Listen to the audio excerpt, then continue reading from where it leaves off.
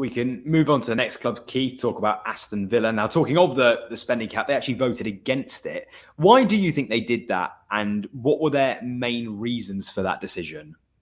Yeah, that's I must admit, raise my eyebrows on Villa. You suddenly think, well, hang on, they must have plans to spend a lot more money. Edens and Soris are great owners. They've definitely got deep pockets. I think they've got a taste of success now with Unai Emery. I think, the potentially Champions League. Villa is a great club. I was honoured to be chief executive there for a short time. But, why did they vote for it? Yeah, it must be because they're thinking, well, okay, we want the freedom to build. And Villa fans must be loving that thought. Certainly it gives them more headroom and, Villa could strengthen and they could go on. They've got all the infrastructure to be another huge club again. They could genuinely challenge and be right at the top again. And if they get the right squad for next season, there's no reason why they couldn't. So perhaps that's what the owners are thinking. I think also, as big owners like Wes Edens in the States, and this is something I was surprised about why Liverpool and Arsenal did not vote for it, was because when the NFL franchises put in their wage cap, the value of those franchises went through the roof because they had certainty on costs. So I expected all the American owners to have voted for this and give themselves some sort of certainty on costs. So I was surprised when that didn't happen. And in the days ahead, we're going to see, I think, a lot of debate, a lot of leaked media stories, and we're going to start to understand the thinking a bit more behind it. Because I did think this would have been popular amongst the American owners. But we'll have to see how this unfolds. In terms, Keith, to kind of rewind a little bit, you mentioned in there spending big. Do you actually believe that with Emery at the helm, they actually could go on and challenge next season? How much of a reality will that be for them? And this decision voting against the spending cap, will Emery have been involved in that, do you think? Or would that simply have been taken from a senior exec point of view? No, I think that will have been taken right at the top by the owners. I think with Emery and also with Monchi, let's not forget Monchi coming in as sporting director, I think was one of the great signings of all time. Huge talent and probably the best, I think, in the world at what he does. I've analysed a lot of his work at Seville and he's great. So I think with that sort of team in place, the owners felt comfortable they could go ahead and build some sort of dynasty.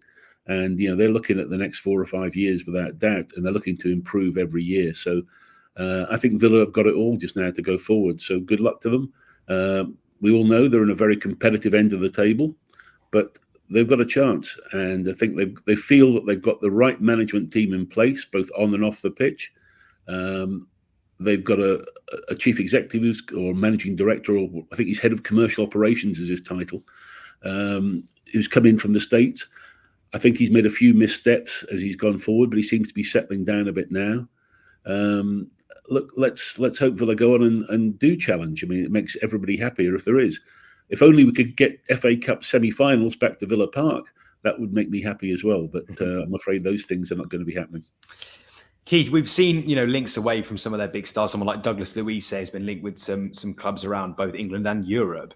Do you think if they are to secure Champions League, which it looks very much like they are at this point, that their stars will stay? And at that point, as you've said, that they will now be buying into Emery's project, where actually it will be turning them into a global superpower?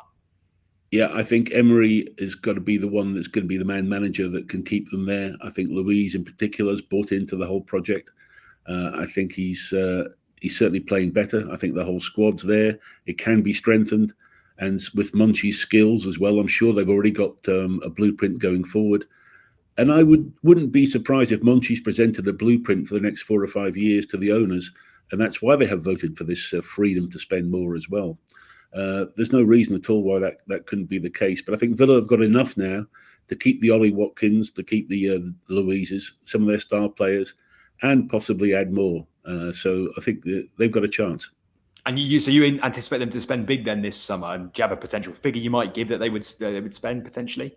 Not yet. I think we've got to see how the season ends up with its Champions League or not. I think that will put extra pressure on them to spend on a certain higher quality of player to keep the squad strong for Champions League.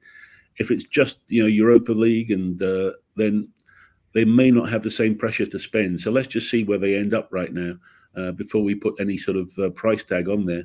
But as I say, with Champions League, I would expect some pretty serious spending, at least in 2 or 3 positions. And Keith, from a different point of view, we're going to briefly talk about some buybacks in here, because it looks very much like Cameron Archer's likely return to Villa on a buyback from Sheffield United.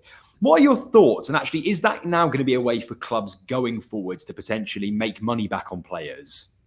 Well, yeah, it's a buyback because when Sheffield United got relegated, that meant that they had to buy him back. I suppose that was as much in Sheffield United's interests as it is Villa's.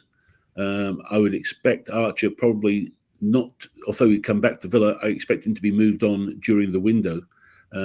I actually had Cameron Archer when I was at Villa, very talented young striker. He's got great potential. I think he'll do well with somebody, but I don't think he'll be quite the level that Villa are looking at right now for Champions League. So I think I'd expect him to come back to Villa and be moved on this summer. He'll do a great job for somebody, and he's definitely a young talent, but I don't think he'll fit into the Villa plans, in my opinion. And in terms of buybacks generally, Keith, what do you make of them? And actually, is that going to be a way for clubs going forwards that do get promoted? And actually, is it an incentive for them to buy players?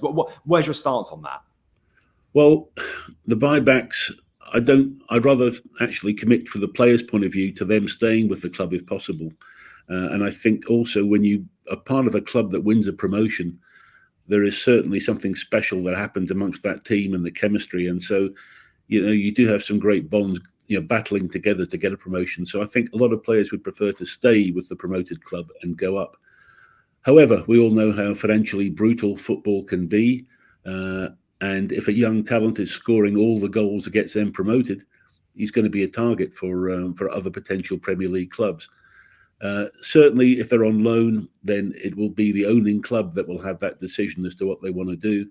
And hopefully, if they've improved that player's value by playing, by having him in the promoted club, then both clubs can share in success, and hopefully he can come at a reasonable price and stay there. So much depends on the personality of the young player themselves, what the agents believe, and also what other openings are there. A lot of young players might choose to go overseas at the moment and get that sort of experience as well. We're seeing a bit more of that.